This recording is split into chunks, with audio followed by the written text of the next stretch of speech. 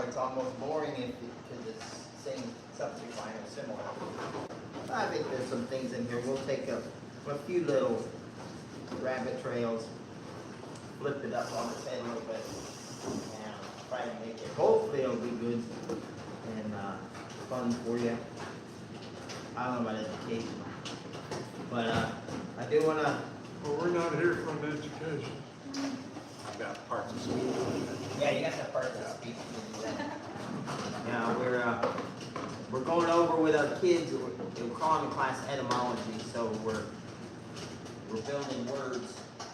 And as long as we're building words, I mentioned adverb, and the kids like, what's that?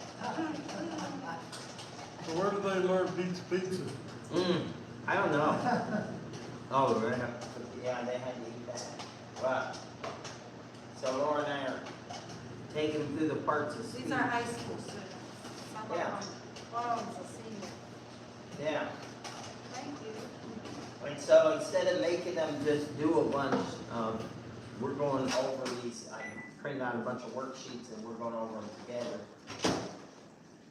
They're trying to discover pronouns, and I said, y'all know what the antecedent is? No, what's that? So, we're in, third grade English, I think. So, Well, what is that? What is that? it's the noun, the Don't feel bad, I had to pronoun ask the same names. thing. I got a bachelor's degree. When am I ever going to use that? Of course, I got mine from Liberty. Huh? When am I ever going to use that I in don't real know. life? I was telling them because they were getting remarkably frustrated because I was labeling all the sentences, direct object, predicate, nominative, and I was describing what it was, and they're looking at me. Showing off. They're looking at me weird like I'm showing off, and I said, no, this isn't my fault. I had a teacher in second grade that was determined we were going to learn English. So she made us learn all the definitions to where we could quote them. We quote the first thing we do is open the flap of the That's book. because you, Read through the that's 8 because parts. you was raised up north. Yeah. And then we did 8 parts of speech, and about probably a month, we were able, she told us to take a pen and paper out and write them down, and all of us freaked out, and all of us wrote them down. We didn't know. She started saying one of them. She said, don't say it, and she said one of them, and we just kind of, because we had just repeated it. And so then she adds a list of prepositions. We learned the list of prepositions, all the relative pronouns, all this stuff that is in my head. It's kind of reminds me of school, and I really don't want to be here. Me neither. So anyway, the kids were, it's funny, we're going through it, and they're like, oh, what are you talking about? So, Yeah, I know. and now I come to the adults. and I can relate. And I did get my degree.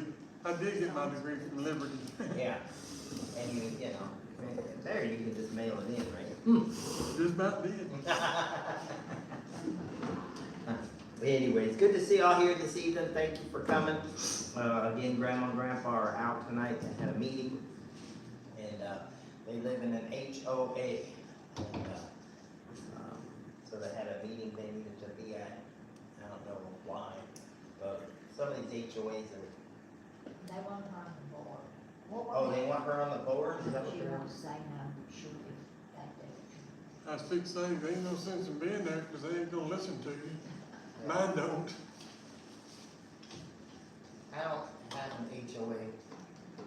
I just live in my house, and I don't know that I could handle an HOA, or I don't think the HOA could handle me. No, I don't think the HOA would accept most of your neighbors. Yeah, because, I wouldn't, when they tell me, Your backyard being trouble. I can't spit in my front yard. Dude, a lot of money, I would spit in it if I want to, so, yeah. It Well, would. they started taking pictures of people parking in the street. They sent me an email talking about finding me, and it was the guy that lives across the street. Parking in front of your house. No, he was in front of his house. And they were gonna But find they sent me the email. They didn't like the one I sent back. But now the house on the corner that's got probably this much road frontage, because it's a corner house, they quit parking in the street, now they're parking in the yard. Yeah, that's a very good. Anyway, so pray for them as they're in that meeting there. Good to see you here, and again, we did get our new card. It did get us here on time. We cut it close, but we had to use the all-wheel drive. If you just take it easy, it'll go down the ditch and come right up the other side, it's pretty good, but, actually, no, I haven't off-roaded with that, that's why I told Laura I was driving it yesterday, and I said, I haven't taken this off-road, and I got it all seen on drive, the- so I could. That's got Just- all just- Uh-huh. Just go pick Ricky up and he'll show you some places to go. I'll say, I know 13 acres off of Almaville that you can just, Go tear it up. yeah. You got a regular transmission. Yeah, it's an 8-speed, 8-speed transmission. But You can unlike hear it. your son, you probably get a deer. Yeah, I probably did. But anyway, again, Laura and I are just in awe. We get into it and it's like, and the car stopped in front of me this afternoon and I almost got rear-ended because I jumped on the brakes. I don't want to hit them. Do you have And I'm that, looking in my rearview mirror, dude, you hit my wife's car, she'll kill you. do you have that braking system where it keeps you from hitting the car in front of you? Yeah, it's supposed to. I ain't gonna try it, I'm hoping. You should But- try it. You should. Negative. I'd wait a year or two. Negative. Just find a brick wall and Yeah, just. Dad always told me because I learned to drive in the stick shift, the old stick shift. And, he told me, because I always ask that question, like, what do you do if you lose your brakes? He said, turn the car off. He said, but make sure you have your seatbelt on when you turn the car off. Because it will pop your head right off. Not like, 'Cause it will like, stop. like Daddy, hit that parking brake. Yeah, yeah. So, anyway, good old days. It's different now. Now my car talks to me. I get a buzz on my phone when I get into the car. I look at it, it says that I'm in the RAV4. Now I know. But I don't know how to turn the radio on. All I want to do is listen to the little sports show I listen to all the time. I don't know how to do it. Try YouTube from your phone. YouTube from my phone. I did ask I said, hey, Toyota. And the thing started to turn like that. I said, what's the weather? And it gave me a whole layout of the weather, so. But then say, hey, turn the radio on. Will it do that? Yeah. You can say tune to whatever and it'll tune the radio. Yeah, and then say, tune the radio to 104.5. Yeah, because I listen a lot. Or of 103.7. What's that? What? 103.7, what's that? Rutherford County Christian music. Is it? You don't know about that? He listens to The 104.5. the church's radio station? Your churches? Yeah. No, I don't know. No, he listens to sports. Brother Paul don't like me. I guess, he's told all the other churches. He may have told me now. That's It'd be true. unfair if I may. He probably sent it in the mail. So 103.7 WMQY is Rutherford County's Baptist Church's radio station. The antenna is right behind Cracker Barrel on Sam Ridley. It may not tune in down here, it may, but you can also go to, was it Live 365 and pull it up on there and you can play it through your car radio that way. Well, But all it is gospel music He, that, Brother Paul's been guilty of sending me stuff through the mail. I don't get the mail. This guy back here gets the mail. And he lays it on my desk and it piles up about this far. I can bring the flyers next week, or in 2 weeks if you want. But Yeah, next week we're not here. What's next week? Oh, Thanksgiving. You're Won't coming be for here. Thanksgiving, aren't you? Won't be No, here. my pastor wants me to go to his church. I don't know why. Right? Tell him we don't listen to his radio station. Why should we? Well, he's actually, I'm not gonna be at Fairhaven next week. Really? They're not doing children's programs, so Next week or anymore?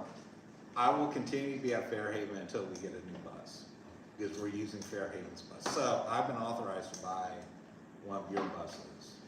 One of my buses. Yeah, you got 3 out here. I can give you 15. You just tell me which one to drive on.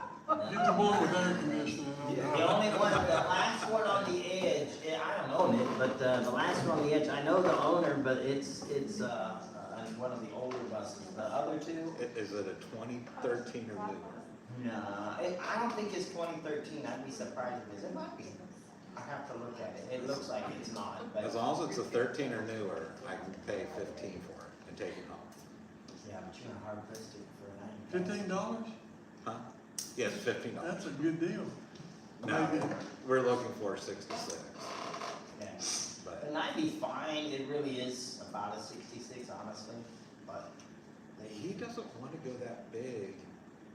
Just because they're so long, he doesn't want kids to get lost in the back. He wants to be able to see what He they're doesn't doing. trust the bus driver and the bus helper. I don't know why. yeah, our kids get lost in the 15 passengers, so I understand. We had 50 on our bus this week, 50? That's all. Wow. That's good. and that is a 66 passenger. Yeah, so you're tight. Yes. That makes it fun. It makes it fun. All right, any prayer requests real quick? Continue to pray for Brother George. My wife sent out a text yesterday, I think, the day before, about a family friend that had a baby. When she was having the baby, the doctor had her push for, what did she say, Laura? How long did she push? 8.5 hours. 8.5 hours she was pushing. End up That hemorrhaging doctor all ought to be kinds of thrown out. problems. I would have had to go and get some lunch if I was with her.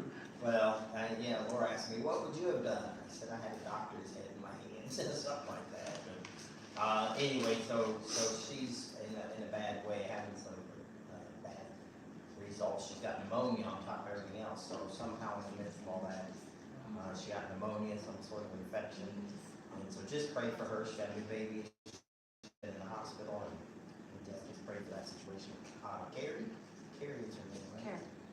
So if we take Baby's Carrie. okay. Chris, Huh? Baby's Baby's fine, and, I don't know why, I mean, that's like unheard of in this day and age, so, you know, I'm not sure what's up. surprised they didn't go in and do a C-section Yeah. and take that baby Yeah, out. 'cause usually if there's duress there, then. Brother George's chemo, that's it for him, right? Yeah, chemo is shut down for now. He's gonna have 3 weeks downtime, then they're gonna do a scan on him and see where they stand.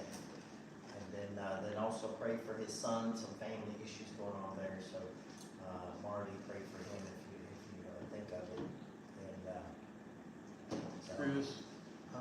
Chris, Yeah, pray for Chris, as Sunday night, he looked good, he just says he's a little tired, so He's, he's hanging in. I think we only got one more of the chemo, and Yeah. then they're transitioning them to the chemo pill.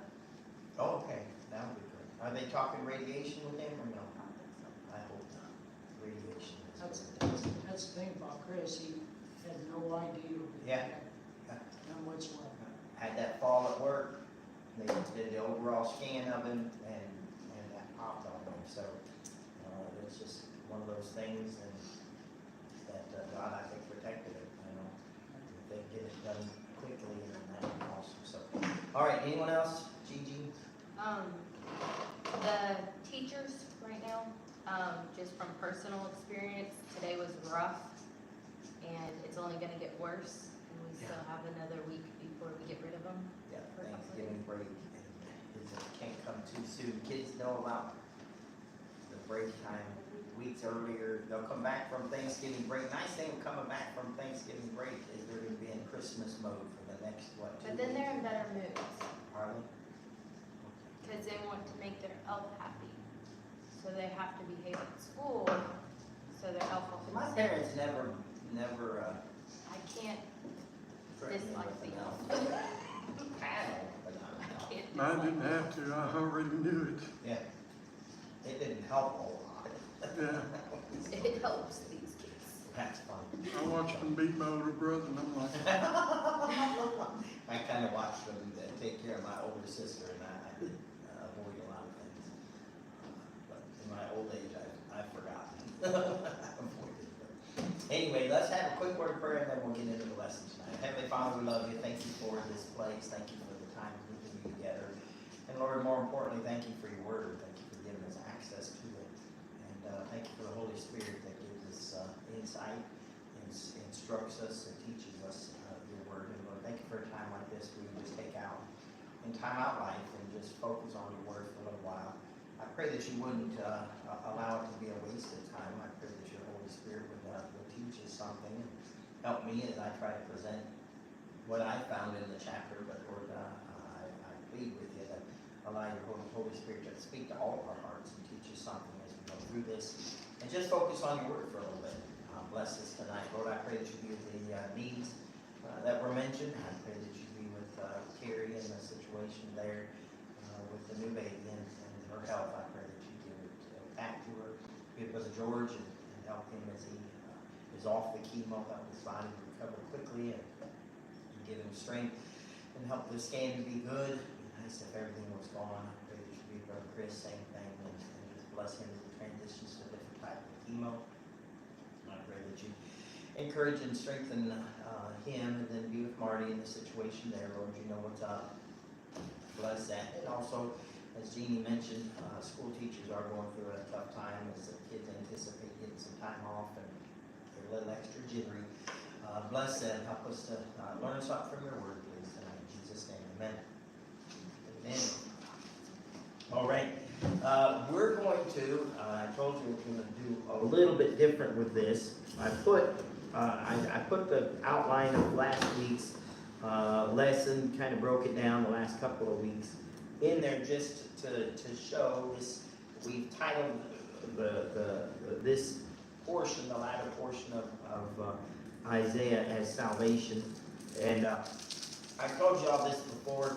Some of these outlines I've stolen, just being honest, and some of them I've come up with as far as the breakdown that we're doing under there. I can't feel that. Honestly, there's not a whole lot out there in Isaiah that I've seen broken down and outlined. And Laura said maybe it's because it's so sectional, and that may be true, but we're trying to cover each chapter and get through it, and just hopefully that helps give some insight. Well, we've seen some pretty cool stuff and connections to the end times through a lot of Isaiah's talk, and certainly prophecy of Jesus, and that's kind of where we're gonna hover for a while. Again tonight, it'll be that way as we go through, and I'm not going to reread the outline, but basically it's just God, aspects of God, and we're going to find it is an interesting chapter. But I put a title, "Escaping Condemnation," is what I put as a title on chapter 42. By the end of it, you're gonna look at it and say why, because there's other titles we could have put there. There's going to be a good description of God. God gives a decent layout of his son and what his son meant to him, and then God gives some insight to what he's doing in the process. And that's kind of what's going on in this chapter. But I pulled the last verse because as we read through this, and as we'll go through the first part, maybe it'll make sense why I read the last verse first, but I really think it puts us into a mindset of what's going on, because the latter part of the chapter, God lashes out and does talk and get almost back into the judgment phase. And I think this is a great chapter to explain the why of the judgment. And boy, we've last couple of weeks for sure, we've seen a tight correlation between what we see in our world currently and what Israel is going through and what God ultimately judged her for. And that's what we see in this chapter. Verse number 25 says, "Therefore," remember that word "therefore," we always highlight it because it means because of everything that went on. So basically the end verse is saying, and I put it up here, and of course I left it in where it's at in our little lesson in the back end. But it's a lot of times a summary sentence in a paragraph or story is similar to and often the same as the introductory. So I think this could work both ways. But therefore, because of what going on in chapter 42, he hath poured upon him the fury of his anger. That word fury meaning hot displeasure. So because of what he's going to tell us about coming up, and so that's the, in my opinion, as I read the chapter, I couldn't follow it until I got to the end. Once I got to the end and in my brain, I flipped the end verse and statement up to the top, then the top made more sense to me. God's laying out why he's mad. Then the verse, "And the strength of battle, and it hath set him on fire round about." Think of that, setting God on fire, bad idea. I had a mother that was remarkably easy to set on fire. And I had a sister that loved to set her on fire. And mom would get mad, and she was capable of making mom mad, and it made life kind of tough on the rest of us kids. But setting mom on fire was not a good thing. It was not a good day. Mom was in a bad mood the rest of the day. She didn't talk nice to my sister who got her upset, but she didn't really talk nice to the rest of us either. And so it wasn't really a good thing. And I think the same is true with God. When God gets hot, God's hot. And so God set on fire round about, yet he knew not, and it burned him, and yet he laid it not to heart. And so God's in essence saying, you've seen that I'm mad at you, but that hasn't changed nothing. It hasn't changed your heart. It hasn't, you've ignored it. And so I wanted to read that verse first, because as I was saying, when I'm reading it, studying the chapter, it didn't really make sense to me until I understood that he's letting them know what the infraction is. And whether it's a nation or an individual, this I think holds true for all of us. I think if we see, and as we go through this, God in essence is going to give us an analysis of what he's done for us, and yet at the end we're going to, if we're not careful, we're just flippantly going to move on and go through life and ignore that. And so in essence, I think it's important that we lay it to heart, and that we know it. And God's given us insight to how he works. And if God worked this way in Isaiah's day, he certainly works that way now. And so I think the way I looked at it, the way it kind of set in my mind as I wrote the title, Escaping Condemnation, God's giving his condemnation to Israel, but he's going to almost a backhanded compliment, or if you will, or a backhanded insult, because he's going to lay it out kind of in a funny sequence here. So jumping into the very first little bit, Isaiah, there in, I put letter A, I put administration. Administration. You're going to see, I think, if you will, God's administration as he lays this out. Number one, Jesus. It makes sense if he's part of the administrative team, one would think. Look what it says, behold my servant, whom I uphold, mine elect, in whom my soul delighteth. That word servant there meaning bondman. Think of that just for a little bit. Jesus was God, yes he was. But when Jesus came here to earth, he bound himself to God's will. You can hear him in his discussion that we have in the Gospels. You hear Jesus constantly referring to, my Father wants me to do this. My Father instructed me this way. My Father told me to do this. In a number of places, in fact, when he was led into the wilderness to be tempted of the devil, the Holy Spirit led him there. So in essence, Jesus was allowing God the Father to lead him to a place he probably didn't want to go to. If Jesus was human, and I believe he was, he wouldn't have wanted to go to a fight. I'm not real keen on going to a fight. I know there's some people that like to go to a fight, but the aftermath usually isn't real good. I don't care how many fighters you are. If nothing else, if you win, usually your hands hurt. Something hurts. So there's still fallout, and so I think Jesus, knowing he was going to go battle the devil, probably would have avoided it. I think most of us would. But it shows the graciousness of Jesus and his willingness to simply obey his Father. And that word, mine elect, simply means chosen, my chosen one. Let me throw this out, especially with the Presbyterian mindset that goes on, Calvinism, if you want to call it that. That seems to be going around to the idea that we're elected, and because we're elected, that there's some people that are not elected, and so the elected ones are going to get saved no matter what happens in their life. The non-elected ones are not going to get saved no matter what happens in their life. In essence, saying we don't have a free will. There are so many places in the Bible one can go that thwarts that whole idea, that it's really, and it's funny because most of the people that are thinking and talking and heading down that mindset are like to present themselves as highly educated or real smart. And it's like they're trying to figure God out.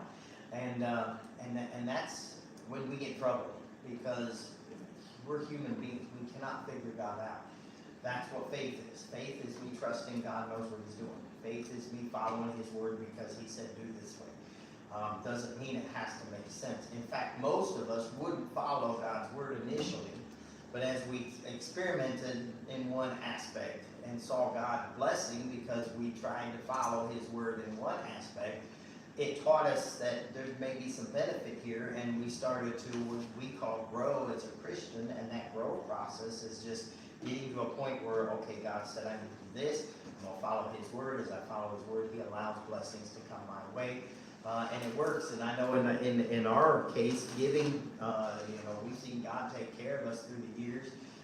Even now, the car thing, we've driven cars. God's given us a number of cars through the years. Never one this much. Never one this much. And this one is the top dog in our world. But honestly, as much as we appreciate that, we appreciate all of God's goodness.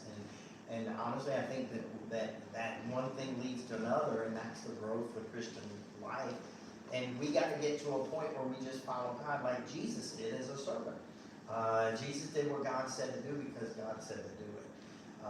And that's the mindset I think we somehow have lost. And somehow, especially as we're in church for a while, we learn the Bible, we learn the things about God.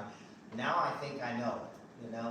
And God blessed us, and so we just walk around with a little bit of a chip on our shoulder, but a little bit of puffed air in our chest that, look at me, I'm the super Christian.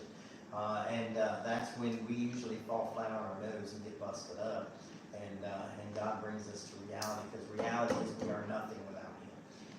And that's the hardest thing for us as Christians to grasp. I struggle with that, because it's like when in here talking to kids with English, and I was showing off and not meaning to, but I was just labeling each word in the sentence, and then I came across one and I blew it. One sentence had a preposition here, and I just said the rest of this is a preposition. Well, it wasn't. And the closer I looked at it, I realized, and I even told the kids, because one of the kids said, isn't this? And I looked at it like, you know what, you're right.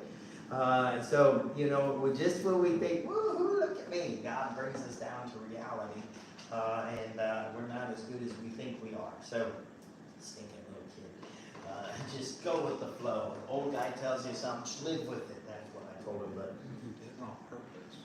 huh? You did it on purpose to make sure they were paying attention. That's right. Thank you. I appreciate that. Well, if you don't tell that. I know. I shall use that one next time. But to me, this is important, and we're just laying out. So you have the administrative position of Jesus, number one, and verse number 2. He shall not cry nor lift up nor cause his voice to be heard in the street. And I didn't read the other rest of that verse. I got hung up. In whom my soul delighteth, I have put my spirit upon him. He shall bring forth judgment to the Gentiles. I like that. The Gentiles. Isaiah mentions the Gentiles a lot, and it's kind of cool because a lot of times we don't see the Gentiles in the Old Testament, that God's reaching for them, but he is to Isaiah. So it's not a foreign concept, even though the Jewish community in Jesus' day made it a foreign concept. It wasn't. Isaiah said it's going to happen. And here in just a verse or two, you're going to see that God wanted it to happen, and Israel didn't do their job. So anyway, number 2, I put justifier. I love this verse. I built a whole sermon on it years ago, and I might preach it Sunday. I mean, I went over it. I popped that sermon out of my archive and read through it, and it's a powerful thought. So if you hear this on Sunday, please pretend you haven't heard it, and just go with the flow. It would help me out. But man, what a statement he makes here. A bruised reed shall he not break, nor a smoking flax shall he not quench. I put number 2, justifier. That word just means balancing the scale. The justifier is what Jesus does. And let me say this, and I've over the last few weeks, I think God hit this in Isaiah. This concept, and we've seen it, we've all seen it in churches. We've seen people not fit into the mold that we have created as of our image of Christianity, and someone doesn't fit there, so we come down hard on them. And God never intended for us to be there. God never intended for us to do that with people. So this bruised reed, if you've ever had a reed or a stick, it's just a small little stick, and if you had it, you're using it for something, you're prying with it, if you ever get a bend in that, it weakens that stick, doesn't it? This is what the illusion he's creating here is this concept of a bruised reed. But here he's using the person, if you will, would be the reed. The bruise is the mistake or the blemish there. The weakness, if you want to call it that, that's a good thing to keep. But he says sin? a bruised, The sin? The sin, yeah, a slight, a problem in this person's makeup. A bruised reed, notice what Jesus does. He shall not break. Think of that just for a minute. Because the average Christian in America today, if they see a bruised reed, we break it. You got this mess up, we go point it out to them, we condemn them, we push them away, shun them. And many a Christian has avoided church because they, as a bruised reed, some church member came up and said, I know Laura's dad. He tells the story of his dad. His dad was a good Christian guy. Marvin was brought up in a Christian home, but his dad quit going to church because his dad had a vice. His vice was smoking, smoked cigarettes. Someone in the church came down hard on him hatefully in the church, and Marvin's dad never went back to church. What a shame. What a shame. Good Christian man. And raised his son in the nurture and admonition of the Lord to the point where he lived a long life, which proved that he obeyed his dad. And not only that, he's been a good, godly Christian and references his dad's influence in his life frequently and still doing it. So the man was a good and moral man. He probably been a good, decent, faithful church member. But somebody had to take that bruised reed and see a weak spot and go ahead and break it. That's not my job. And if ever I learned a lesson, this one is, and then it continues, in the smoking flax shall he not quench. Boy, this is powerful to me, because the smoking flax is just a material that when you dry it out, it gets real brittle, it burns fast. And so smoking flax would be the fire's almost out, or maybe it's just beginning. And you see the fire and you just put it out. Illustration, years ago we had a young man come into our church, just a teenage kid, and went with us to camp and came back on fire for the Lord. He'd gone up 3 or 4 times to the platform or the altar after services. We talked, the group got together, we talked. He was weeping, heartbroken. I'm going to serve the Lord. The Lord's calling me to preach.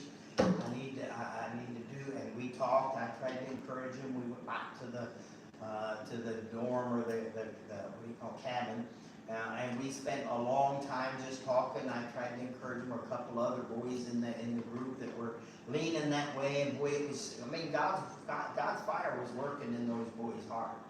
They came home, and that young man's parents wouldn't allow him in testimony time to tell the church what God did for him. Because when he said that, I think the Lord's called me to preach, his parents told them, we're not raising a preacher. We want you to make a living and take care of your family. We don't want you to be a preacher. That young man's not a preacher. That young man's, I don't know if he goes to church. If he does, he's just a visitor. He pops in once in a while. Do I think he would have become a Christian or a preacher? I don't know. I really don't know. But honestly, if one of your leaders in your life, when you come home with a heart burning for the Lord, sees that smoke and puts it out, what a shame. What a shame. And that's exactly what I think. I think water was poured on a burning ember in that heart, and no telling what that young man could have done if somebody would have fanned the flame as opposed to put it out. So that's a little illustration here, and that's evidence of what Jesus is. He's given a great description here of Jesus. Jesus is the justifier. Jesus is the one that comes and sees that bruised reed and tries to bolster it up and strengthen that bruised reed. Jesus is the one that sees a smoking flax and tries to fan the flame and light the fire that'll carry the gospel out in the lost and dying world. that's, the illustration I believe that he's presenting here, and boy, what a picture of what Jesus is. What a picture of what he is, and what a picture of what we're supposed to be. Unfortunately, the average Christian today, if they see a bruisery, they're gonna kick it right where it's bruised and try to break it, because we wanna show ourselves better. I'm a better Christian than you. No, you're not. No, you're not. Not if you're not being like Jesus. And the smoking flax, shall he not quench? You put that fire out. I really don't think God's gonna be real pleased with that. That's just my opinion, and I think this is an illustration of what Jesus is. So as God's giving, now we know verse 25 exists, and we'll get to it, but God's giving the why he gets there. And he gets there because this is his presentation to Israel. This is what he's saying, this is what I've done. And not only does it fit for Israel, but it fits for the church, it fits certainly within the church, within Christendom. It fits there, and unfortunately, we can see, you can go back through history and see Christians do this all the time. Because we put our humanity into our Christianity, and we need to factor our humanity out of Christianity and put God and his word and Jesus inside of what we do and how we do it. So, anyway, I spent longer than that on just a few words. That's kind of crazy. And then thirdly, I put the judge. So you have Jesus, then the justifier, then the judge. Notice that? Alliteration, we call that, JJJ. I'm proud of myself. I can't hardly find that very often. It was funny, the first one is the one I struggled with. I did. I thought, what did I put in there? What did I put in there? What can I put in there? And basically it was Jesus fit. It was a J, that worked. So I was looking through all the thesauruses, and I just put Jesus because it was a J. So it fit. Anyway, number 3, the judge. He shall bring forth judgment unto truth. He shall not fail nor be discouraged till he have set judgment in the earth, and the isles shall wait for his law. Now, time out real quick. Look what it says there. It says he, and then I left a blank in there in that parenthetical statement, and I just put, it's his job to judge, not ours. It's his job to judge, not ours. And the problem, again, with Christianity, we've turned ourselves into little judges, and we're not supposed to be the Jesus of judges. Jesus is the only one that's earned the right to judge because he died on the cross. You didn't die on the cross for judging people. It's not your job. And that's probably in politics, one of the most frustrating things of what we've watched in politics lately is this hatred for the other side. I'm not at all about the vitriol that we lash out at each other with. I get frustrated when we get wrong and do wrong, and I don't care who's espousing that, they're wrong. It's wrong. But just because somebody's wrong don't mean I go kick them in the teeth. I need to try to prove to them that God's worthy of their belief. And oftentimes we just run up, poke them in the nose. Ain't nobody going to listen to us if we're poking them in the nose. And so that's probably what instituted 2 years ago in our homeschool, that our debate class, because I wanted to prove to the kids you can disagree with somebody. You can disagree, I mean, deeply, and still be decent, proper with people, because that's how we're supposed to be. Yeah, agree to disagree, exactly. And what we see in politics today is if you disagree, we're going to blow you up. And I love that. I saw a video, wife's taking a picture or video of a husband, and he's driving along the road, and then she showed out the front windshield, she shows a Trump sign. And he's in there just bashing Donald Trump, the worst thing in the world, should never be. And he's mumbling amongst himself, like, I'm going to take care of this. He puts the car into gear, and he pulls off. It's just off of the road. He pulls off of the road and drives right over top of that sign. As soon as he drives over top of that sign, you hear psss. And he gets out of the car, because his wife's like, what is that? She's got the video camera going. What is that? I don't know, what was that? He jumps out of the car, goes around to that.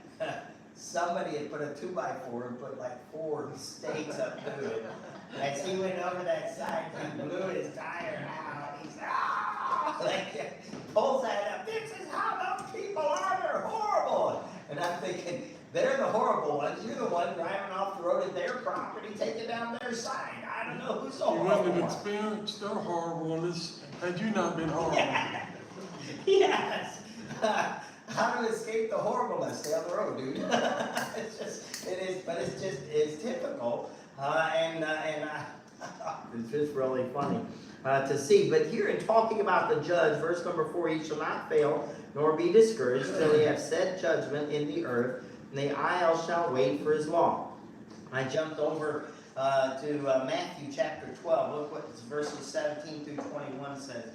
That it might be fulfilled, which was spoken by Esaias the prophet, saying, Behold my servant, whom I have chosen, my beloved, whom my soul is well pleased. I will put my spirit upon him. He shall show judgment to the Gentiles. We just talked about the Gentiles. That's who he's talking about. He shall not strive nor cry, neither shall any man hear his voice in the streets. Listen, a bruised reed shall he not break, and a smoking flax shall he not quench, till he set forth judgment unto victory, and in his name shall the Gentiles trust. Wow. It's right there. It's right there, a connection made to Isaiah's verbiage, because Jesus wanted Israel to know he wasn't disconnecting from the Old Testament. Let me just throw that in there. Don't disconnect the Old Testament from the New Testament. It's now a movement going on that people don't, I'm not going to teach the Old Testament, we just stay in the New Testament. It's under grace. Laura was asking, she likes to read these books, and we was coming up here tonight, and she's been reading a book she hasn't read to her, and she said in one of the books, it's advertised as a Christian book. You go through it, and there's all kinds of Christianity in it. And yet, in the midst of it, she says, it blows my mind. I'm reading about it. It's a Christian book, a Christian perspective. They quote the King James Version of the Bible. And then in conversation inside the book, there's a bunch of swear words. She said, when was it okay to say swear words for Christians? It's not. It's not. But I told her that this mindset that we now have in Christianity is, the Bible clearly says, be in the world but not of it. But we as Christians, we think, well, just come as you are. And that means, well, if you want to bring your sin in here to the church house, go ahead. No, that ain't right.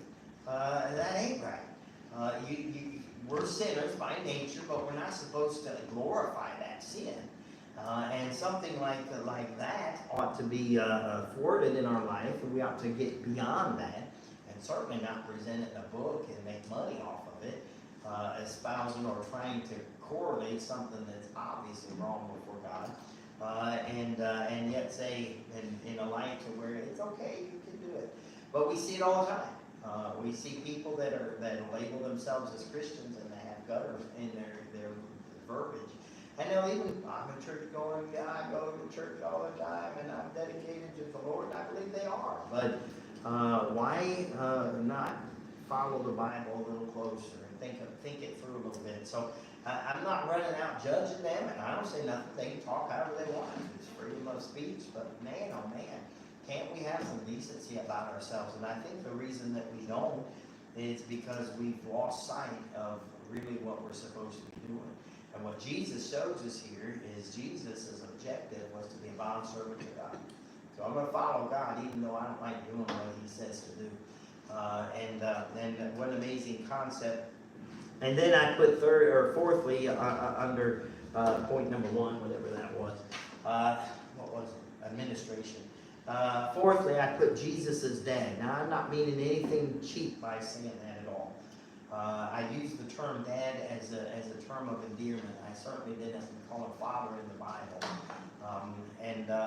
But there's a difference, certainly, in our connotation of father. In our world today, the vernacular father means the way we use it in our language is for lack of a better term, the sperm donor. That's kind of what baby daddy. And I think that is a much more, in our language today, is a much more endearing term. And I think that's what we need to see here. We need to understand that Jesus viewed his dad in high regard. And I use the term dad, not undercutting father at all, but and certainly the way it's used in the Bible is right on. The way we use it today is not. Well, they say anybody can be a father, it takes somebody special to be a It's dad. something special to be a daddy. And that statement, though cool, but it tells you what our language has become.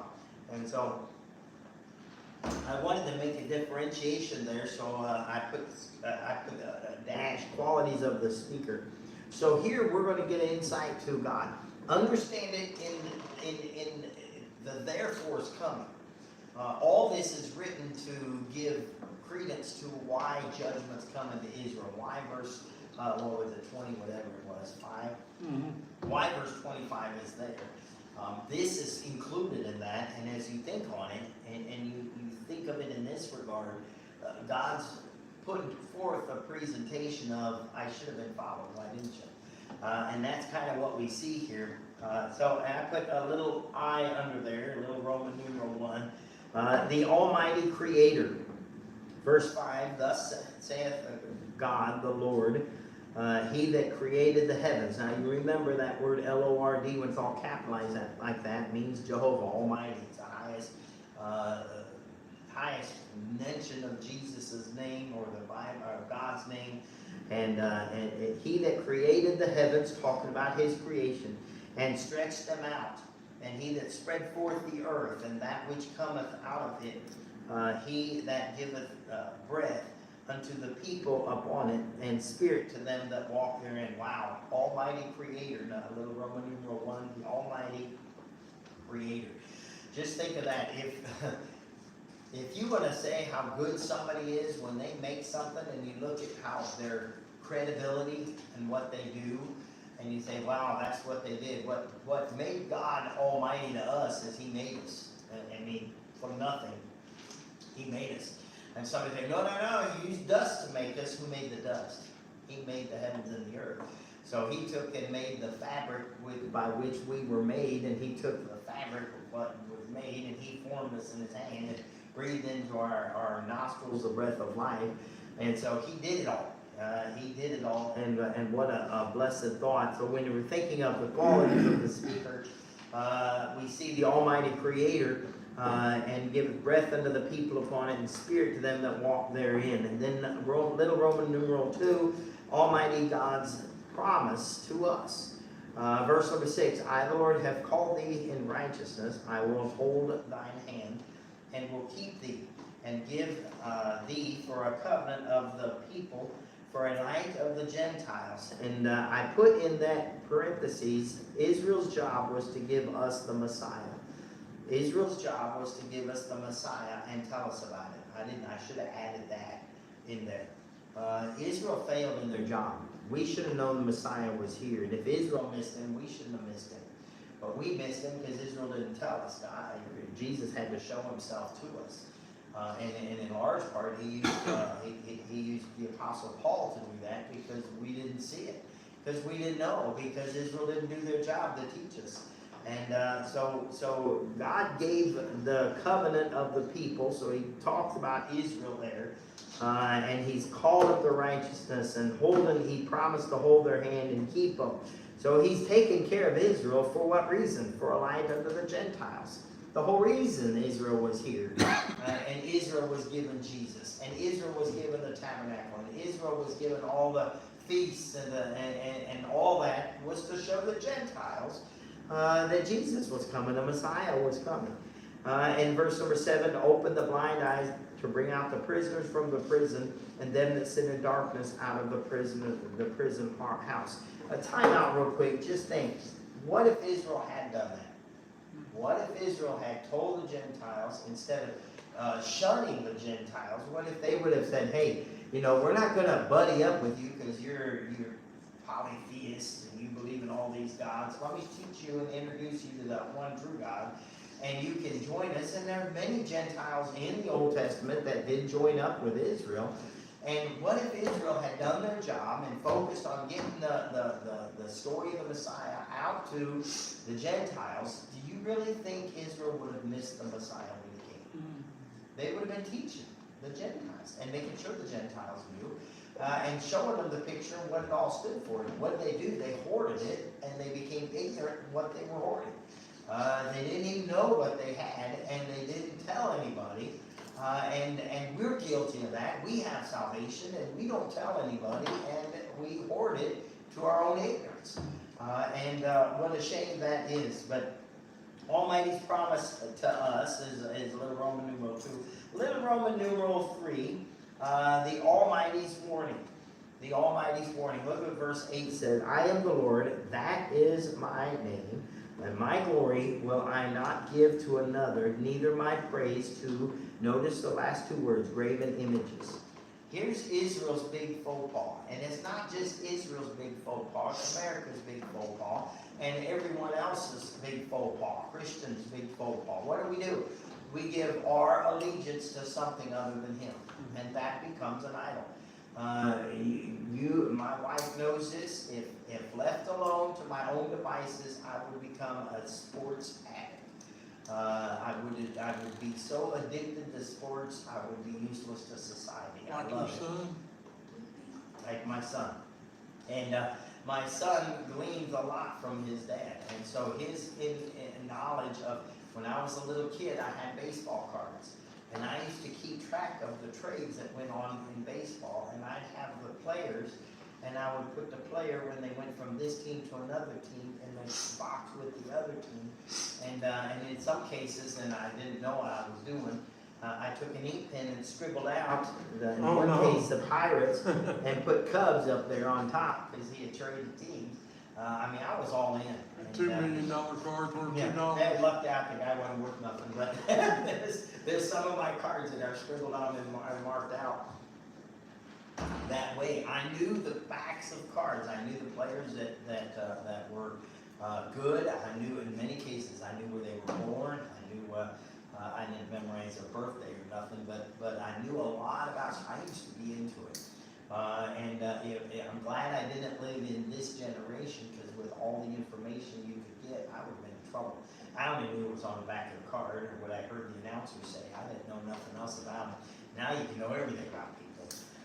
So I can only imagine poor Sam has to pull back, and what's weird about Sam is he gets into politics to the same degree, and he gets into hunting to the same degree. Whatever it is he finds in front of his nose and he likes it, he jumps right into it, both feet. And every once in a while I told him, dude, you have to back off of one of these. You can't do them all. And I've been with George Adele for But years. he's not doing hunting anymore. Well, yeah. He's never really done hunting. Well, sometimes you go through the motions. What it really boils down to with the hunting, and I feel bad for him, but he's got this fear of heights, and he's got what do you call those? Tree stands. A tree stand. And it's engineered to go up 20 feet. His goes up 10 feet initially. He's gotten guts enough to put the other 5 feet on it, so he's at 15 feet up. But I don't think he's gonna go to 20 because he don't like 20 feet. You don't spend his time up there anyway. So, yes. That just reminded me of something. Did you hear about Brother Garrett's father? He fell from his tree stand, 19 feet, straight onto his feet. They had to replace his femur basically. He's gonna be in the hospital for a few weeks. Sorry, that just, No, I'm glad you Dom, mentioned that. yeah. You remember Gary? Yeah. yeah, He's a good guy. He's a pastor. yeah. He's a church out of Memphis. Yeah, he's a good Sorry, guy. just, No, I'm glad you mentioned that. That will pay for him for sure. And Nepshield is his name. Neptune. Nepshield. So pray for brother Nepshield. Corey? Is this Corey? That may be his name. I I think can't that's his remember his first first name. name. I met him and his wife a Yeah. couple of times. They're very good people. I was, And that's heartbreaking. That's tough. Maybe Sam should stay 15 feet up. Or 5. Okay, just keep all four on the floor, two on the floor, of course. So then 5 feet might get Sam the deer. I don't know. We'll see. Or bust a leg. So, wow. sorry, I just, No. I'm glad you mentioned that. So anyway, I don't know where we went, but I'm glad we went there. That's good. Verse number 9, behold, the former things are come to pass, the new things do I declare, before they spring forth, I tell you of them. So here you have, I think, this qualities given to the speaker. So I think the administration is, again, is my take on the chapter, and if you read someone else's take or you have a different take, you're probably right and I'm probably wrong. But I think letter A gives a little insight to the administration through Jesus, the justifier, the judge, and then Jesus' dad. And lay out, if you will, from verses 5 to 9 of God, a description of God on a personal level. And to me, that's kind of neat. So you have administration, and then this alliteration, y'all. This is high end. I mean, this is high end stuff. What you're getting here. Letter B, admonition. Admonition. And admonition means, I don't know what it means. It was an A. I needed an A. So, no, it's kind of like not a command, but a command. Encouragement, maybe is a better word for it. So God's admonition for you, what He wants us to do with the knowledge we've gotten in regard to the administration. All these A's, I mean, you guys should be impressed. I don't know. Respect. Huh? Respect. Respect. Admonition. Yeah. Like respect, like awe, yeah. Admonition of the Lord, respect of the I Lord, like it. you know. So here's God's telling us, and I put number 1 under there, sing or else. Just because I thought it was cool. I've been hanging with Liam a little bit. You'll see another Liam Furbage in here. Liam's our little grandson that this decided he's the toughest thing on 2 feet. And if you say hi to him, he wants to sock you. That's just what he's all about. And he's got these goo-jitsus. I don't know if it's bad or not. Probably is. But he's got these little figures. You're building his muscles is what They're you're like, doing. they're Stretch Armstrong. They're not as viciously tough as Stretch Armstrong. It's really hard to pull. You have to put one friend on one arm and one on the other to get it to move much. But these goo-jitsus, he loves them, and he'll get to them and fight and give Miles one. And he body slams Miles, not with his goo-jitsu, with himself. It's crazy. And he's only this big. I think Lyra's the only one smaller than him right now. I think Myra's at least outweighs him, and so when he runs into Myra, he usually bounces. She doesn't, but anyway, sing or else. Verse 10. Sing unto the Lord a new song, and His praise from the ends of the earth.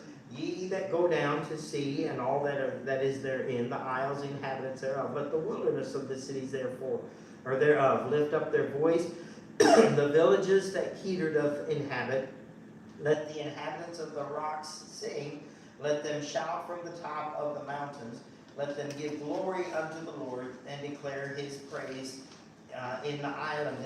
And I thought on this, it's a rejoicing time, and I thought my brain, especially that statement, let the inhabitants of the rocks sing. I remember when we learned in Luke chapter 19, verse 35 through 40, as Jesus is making His triumphal entry into Israel, it says they brought Him to Jesus and cast their garments under the colt, and they set Jesus thereon, and as He went, they spread their clothes in the way.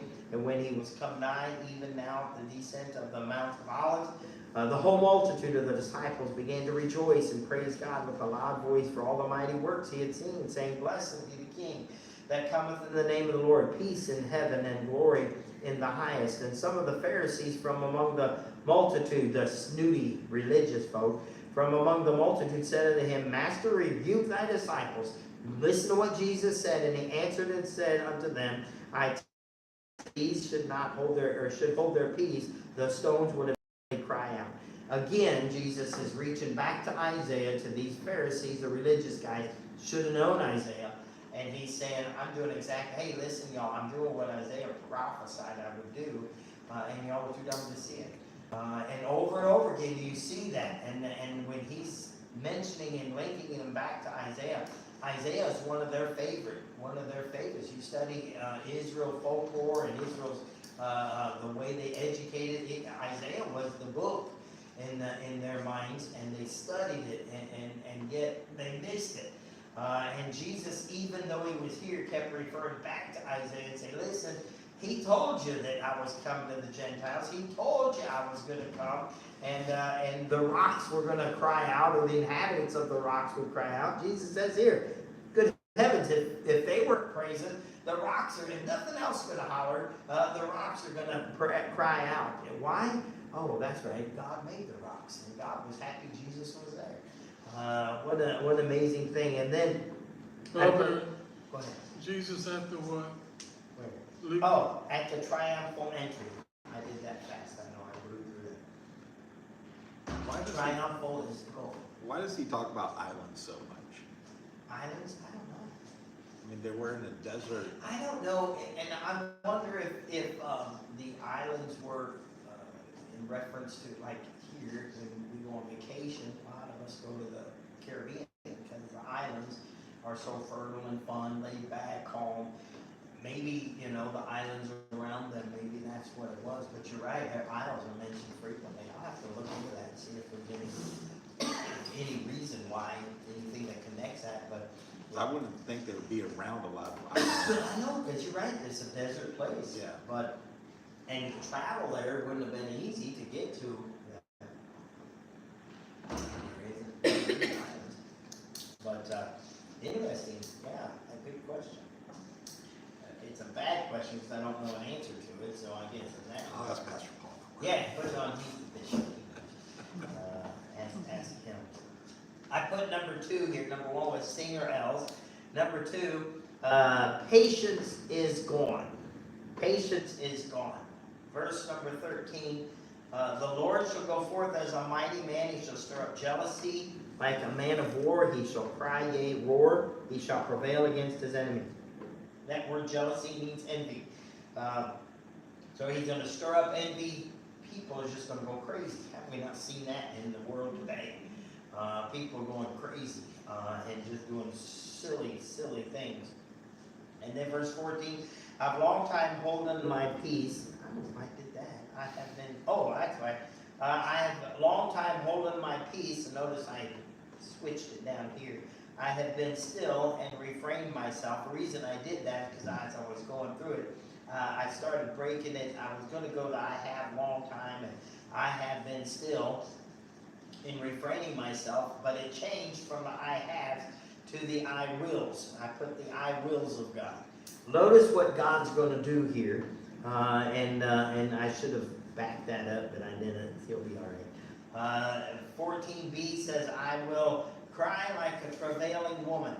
I was thinking on that. What a funny way to say something. But if you've ever been, and now thanks to modern technology, they make us dads go into the birthing room, and so we can be a part of all that. And I'm just going to say that's why families are smaller than they used to be. I'm the one that couldn't have handled a 4th kid. That's where that 0.5 kid comes in. Yeah, because after I was here with Sam, I was done. I didn't want another kid. Jeannie snuck up on us, and she was, I don't want to say she was a mistake or nothing, but I didn't want to say oops either. She just, she gave me the glare. But Pre-planned. yeah, it wasn't like one of those things like, hey, let's do another kid. Now, Laura thought that way, but I didn't because I didn't want it. And then Laura wanted another one, and yeah, there we have Nettie. And I told her after Nettie, she had just had Nettie. They had taken the baby out and were cleaning the baby up. Laura's laying there, and she looked at me and she said, well, we have our next one. She said, doctor, give her something quick. She said she was. Yes. I said, I am not having another one. I'm going to the urologist. You're going to have a next one with someone other than me because I'm done with this going to the watching all this chaos. I don't want to see none of that. It was funny who were you talking to on the phone the other day? I think my mom, and she said something about, the lingo that you all use, you ladies use. And I said, Mom, we don't talk that way in this house. Mom started laughing. And Laura's like, good heavens, and rolling her eyes. And I don't want to talk about it, I don't think about it, I don't want any part of that. It was a part of life that I went through and endured to the end. We had 3 beautiful kids, and they're wonderful, awesome kids, even Jeannie. And I love them dearly, and I'm so glad that we had 3, but man, I don't think I could have 4. But don't talk that way in the back. the microphone's gonna pick it up, it's gonna go on. Just want to know what I did and what you want. Huh? I just want to know what I did and what you want. Oh, nothing. Neither one. I'm just bragging on you. You're an awesome child. I had to make up for that. Jeannie's the best one? Oh, yeah. That's exactly what she wants you to think. I don't wanna say manipulator, but boy, oh boy, she. I don't know, I think Nettie's come become the best one because she's gone. Yeah, Nettie said, yeah. That's her opinion too. See you ever say anything nice? Love you, Nettie. Double I, That is funny. or number 2. That's Or funny. would you rather have a salad? You know, I had a salad for lunch. It's real good too. Oh, my poor kids, I don't know how they survive with We being don't. mouthing off like I do, and they still. I come don't know I around. don't know how how to stick you around. survive. Yeah, I don't know how I survived. I know they're adults and they can carry guns and they do, so, and I don't, so it could be a lot of trouble. Then I put in the I wills of God, I put that little I, this is the Liam word. I didn't read the first point there, the little Roman numeral crush. I thought that was a good Liam word. Cause that's what he lives like. He's in my backyard, him and Lee and Miles, and he had a piece of metal, it was a pin about the size of it, and he was hitting an old chunk of wood I got back there. And him and Miles had you know those, like their Allen wrenches that fold up in the pocket knife style? And Miles had put the 3 or 4 little fingers all out, and he was chopping this piece of wood. And they chop chunks off of this, and it's old nasty wood, I don't care if they do it, you know, and it kept them quiet and busy, so I don't care. And they're over chopping on the wood, and then they pick up their chunk, and they carry it over to the table, and they're sitting on the table, and they're walking on it like this, and Liam picked his up. He says, I forged a sword like this out of this little chunk of wood that in his little brain he had just forged a stick, because they watched that forged in fire. So that's just how they go. I let them go. They pick up on everything. The other day we were out knocking doors. Brother Ricky was there, and Lydia was walking along with us, and she was livid at Miles, just agitated with it. And she says, Miles, quit bending over and picking up stuff off the ground. And I looked at Brother Ricky and I said, he's a boy. That's what boys do. And then they're getting down. Yeah, he picked a dandelion. But it wouldn't touch He the picked grass. a dandelion up, and I could see Lydia starting to get mad. I says, that ain't on the ground, it's touching the ground, but it ain't on the ground. She goes, Daddy, don't be so technical. Trying to save the poor little woman, that's all. But the I wills of God, number 3, crush. I will not cry like a travailing woman. I will destroy and devour at once. That means God's going to make some racket when he comes by. And if you remember in Revelation, and I can jump over there, but in Revelation, Jesus comes and the destruction, we get to ride with him, but the destruction that comes out of his mouth. It's just going to be, so cool. He cries like the travailing woman. I will destroy and devour at once. I will make waste the mountains and hills, dry up all their herbs, and I will make the rivers islands, and I will dry up the pools. Wow. When God comes through, God comes through. And he's not coming through in friendly fashion. He's not just out waving and taking a nice Sunday ride through the town. He's tearing some things up. Number 2 here, he brings confusion. And number 16, I bring the blind by the way that they knew not. I will lead them in the path they have not known. I'll make darkness light before them and the crooked things straight. These things will I do unto them and not forsake them. In other words, God's saying he's coming down. He's coming down and he ain't leaving.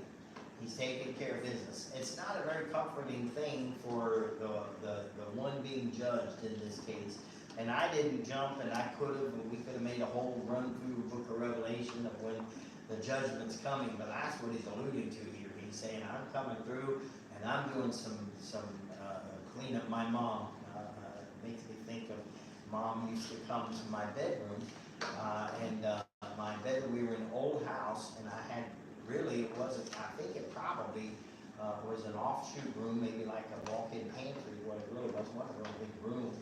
And mom gave me that one, was right off the kitchen. We could put kids everywhere, it was 5 of us, so, and it was this big old house, and I had this little corner room. When you go into the room, my bed was over here, my dresser was here, and then there was probably about 3 foot up, if I'm guessing, right, a little dude. I had to jump up, and then they put some rods across this little space in there. I don't know what it would have housed originally, but it became my closet. And so up there was my closet. It didn't have a door on it. So I had to keep the closet fairly, clean. But when I cram stuff, because I'm horrible, what do you call me? A Pack rat. Yeah, pack rat. Order. Yeah, and yes, and all of the above. And so I had to, if mom was gonna let me get out to play ball, I had to have my bed made, I had to have the dresser closed to where it was decent. I could only have a little bit of stuff on top of my dresser. It is quite amazing how much stuff you can put on the flat surface of a dresser and how high you can stack it before it falls off. I've learned how much to do that. And so she'd come in, I knew she'd check that, so I would clean it off when she told me to clean my room. I clean the dresser off. And I would clean the center of the floor. I would make my bed, and I'd always have this blanket, and I would take it all the way, almost touching the floor. It was almost touching the floor because underneath my bed, I would use 2 feet, and I would push stuff underneath my bed so that it wouldn't show underneath the blanket. There were times where I made it, and there was a little bump there, and I had to keep that stuff under there, because I had to hurry. My sister usually was out there with her ball gloves saying, come on, Dusty, get to her, let's away. So I'm in there trying to get it clean. And I remember the one time mom came in and she looked in my room, and I'm standing there all proud of myself. I had my ball glove in hand, I'm ready for this. And she saw a wrinkle on something, I can't remember what she saw, but whatever it was, it triggered my mother. And you didn't want to trigger a little Irish lady. And that triggered her. She wanted the room clean, it wasn't clean. And she got onto my hiding spots, and she went crazy. She pulled everything off of my bed, sheets, everything. She pulled the mattress, and I had a little bunk bed, and I had a real thin little foam mattress, and underneath it wasn't a box spring, it was just flat chunks of wood. And she pulled all that out. She's sticking all this stuff in the middle of the room. She's yelling at me the whole time. Mom didn't ever take no breath when she was mad. She was yelling at me the whole time. And she's picking the stuff up from under the bed and throwing it there in the middle of the floor, and it's into this big pile. And she says, I bet you have stuff crammed in your closet. She did. She went over to my closet. Sure enough, she moved the stuff hanging up out of the way, and anything that wasn't where it was supposed to came out of the closet onto that pile. And then she got it, she was great. I'm telling you, she was going, I've been abused. And then she's continuing this conversation that she's having with me. It's a one-sided conversation, as she's explaining to me how useless of a child I am, and a pig and all this stuff. And she said, I bet your drawers are messed up. She opened the drawer and almost couldn't get it open. That's so much junk crammed in there. She opened the thing up, and she says, I don't know how you get the clothes, and I folded and shoved them in this drawer so it's messed up. She took every drawer out, dumped it into the middle of the floor. You never done that to your kids? Yes. Yeah. I can say I have too, Now you were got it. Oh, we know. You make it sound so bad. You did it to us. We have. Probably the worst thing I did to the kids is Sam was the one spearheaded. Of course, he's the first, so he's like whining because Lord sent him in to clean his room, similar situation. And I gotta clean my room, I'm gonna need help, it's so messed up. I says, I'll help you. I'm going to get started, and I'll come help you. And okay, Dad, okay. And he goes into his room. I went down the hall and I took the paddle that Laura had and a chair. I took a folding chair and I unfolded it and I sat down on the chair. Sam says, Dad, what are you doing? I said, I'm helping him. He said, well, how are you going to help me like that? And I popped his bottom, not hard, I just popped his bottom. I said, pick something up. He said, oh, that hurt. Well, pick something up so I don't have to hurt you again. He reached down and picked something up. And I popped him. This is how bad I was. My mom is at fault for this. I popped him. I popped him after he had something in his hand. He says, I picked something up. I says, yeah, but you have a hand that's empty. Pick it up. And you were complaining about what again? I know.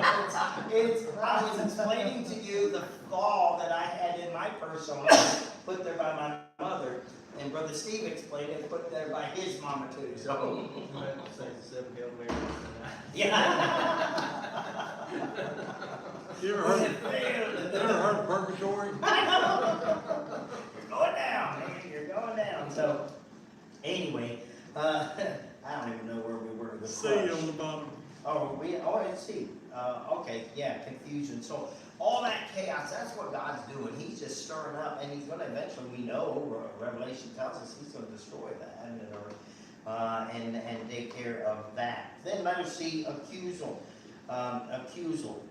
This is accusation against them. I think I spelled that right. Is that right? I don't know if it's a good. Accusal in parentheses, idolatry. This is what God, earlier on, he kind of exposed that, but verse 17, they shall be turned back, they shall be greatly ashamed to trust in graven images that say to the molten images, you are my God. What a dummy we are when we put something in front of God, because God made everything. So we're putting something created and saying that's something that's created that we are created too, so it's equivalent of us. And we're saying we're going to worship that, and that's better. And then the accusal is in idolatry, and I put this number 1 underneath that. I put this word apathy. Apathy. That means basically an I don't care attitude that has developed because they don't care. Verse 18. Hear ye deaf and look ye blind, that ye may see. In other words, you've taken a deaf approach, a blind approach. How many times has mom told you to do something and I told you to do that, I didn't hear you. I didn't hear you. And that's our My lame outside comment. voice, my inside voice keeps sneaking out. I know, is that horrible? At least hopefully she'll be right home in the farm. Ah, It's got a nice storage area, right? let it hang on to the top. There you go. Did you get a luggage rack? Got drunk, I guess that's where I'll be. And verse 19, who is blind but my servant, or deaf is my messenger that I sent? Who is blind is he that is perfect, the blind as of the Lord's servant, seeing many things, but thou observest not, opening the ears, but he heareth not. Wow, what a description of what we see. How much have we seen that God has done in our lives? How much have we seen that God has done in our world? I mean, good heavens, we're the most spoiled generation ever. And we've seen all these blessings that God's given us, and yet we thumb our nose at God, and it's like he don't even exist. And we don't realize that he's given us what we got, and the freedoms we have, and the liberties we have, and the niceties that we have, and the cushions that we have, all come from God, and yet we turn a blind eye to everything he's done. It's like he's not even there. Isaiah's laying this out so very well. He's saying, listen, y'all, and I know he's hitting Israel, and he is, and Israel did it. But man, we're doing it too. In America, of all places, we have untold freedoms that our whole world doesn't. If you've never been to a third world nation, you won't understand, but we have some cool freedoms. We can just kind of come and go. If I don't like something, I can say, I don't like that, and it's okay. You go to a lot of nations in the world, you can't say, I was in Thailand, and the missionaries made sure to tell us because he knew the American culture, that when men sit down, they usually pick their leg up and fold their leg across their other leg. But in Thailand, the bottom of your shoe facing somebody is an insult to them, and you could get beat up for sitting that way. And he warned us of that. He'd say, well, they wouldn't beat you, they would beat you up, and then they would hurt you. I was in the Philippines a few years later, and the missionary, I went with the missionary, and to see a person that got beat up. They got beat up in an incident where a Christian man, was a hairdresser or a barber, and a dude had come in and was drunk, but wanted his haircut. Guy cut his hair, sent him on his way. Guy didn't like his haircut, went back home, got a machete, came back, killed that guy, and beat his wife up. She was the one we were visiting in the hospital. That's not America, thank the Lord. We're spoiled rotten here, and we don't realize that what we've been given, and it's unfortunate. And then number two, God has given the right things. We just don't see it. Look what verse 21 said. The Lord is well pleased for his righteousness' sake. He will magnify the law and make it honorable. But this is a people robbed and spoiled. They are all of them snared in holes, and they are hid in prison houses. They are for a prey, and none deliver, for a spoil, and none saith restore. Who among you will give ear to this? Who will hearken and hear for the time to come?